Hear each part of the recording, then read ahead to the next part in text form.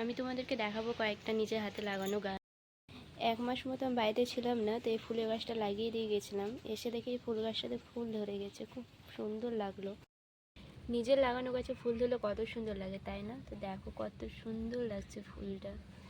এটাকে আমরা ঘাস ফুল বলি, তোমরা কি ফুল বলো অবশ্যই জানিও।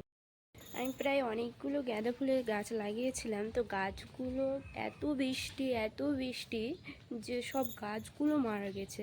তো দেখতে পাচ্ছ এখনও সেই অবস্থা, মানে এখনও বৃষ্টি হচ্ছেই, হালকা হালকা বৃষ্টি পড়ছে, ক্যামেরায় ধরা দিচ্ছে না। আমি বৃষ্টির মধ্যেই ব্লগ বানাচ্ছি।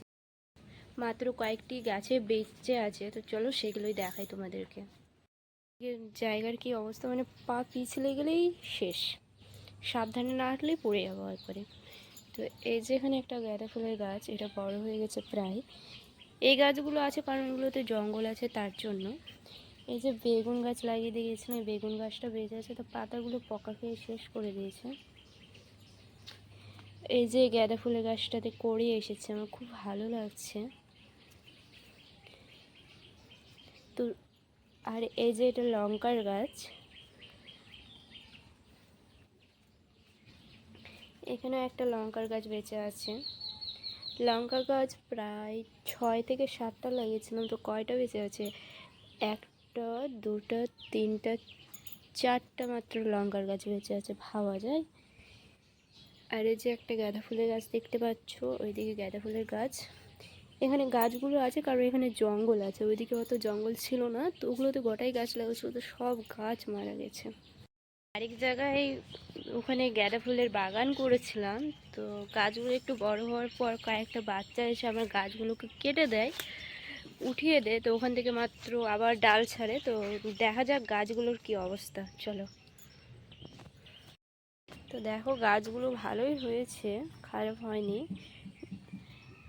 বাচ্চাগুলোর ডালগুলো কাটার পর গাছগুলো আরো সুন্দর হয়ে উঠেছে, দেখো।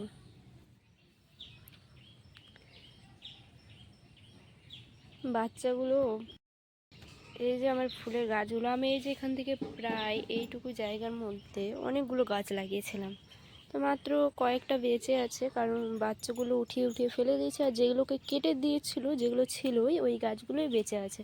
তো ওই গাছগুলো প্রায় এখান থেকে গোড়া থেকে কেটে দিয়েছিল, তো ওখান থেকে মানে ডাল ছেড়েছে। এই যে কাটা এখান থেকে কেটে দিয়েছিল গাছগুলো, এখান থেকে ডাল বেরিয়েছে।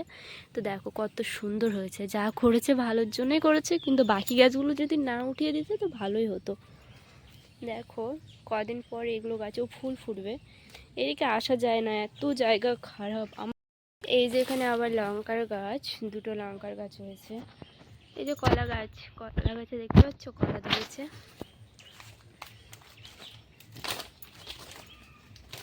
কলা গাছে কলা ধরেছে।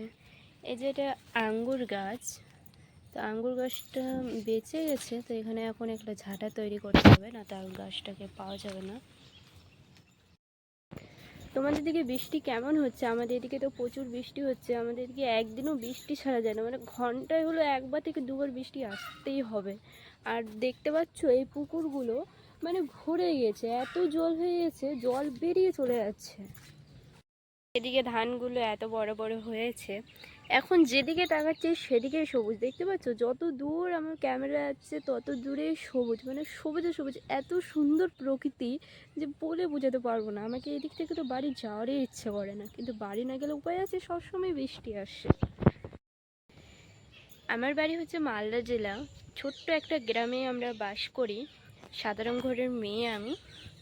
তো আমার অনেক স্বপ্ন নিয়ে ইউটিউবে আসার। বন্ধুরা তোমরা একটু প্লিজ আমাকে সাপোর্ট করো, আর আমার এই চ্যানেলটাকে একটু সাবস্ক্রাইব করে দিও। অনেক অনেক ভালোবাসা রইল তোমাদের জন্য।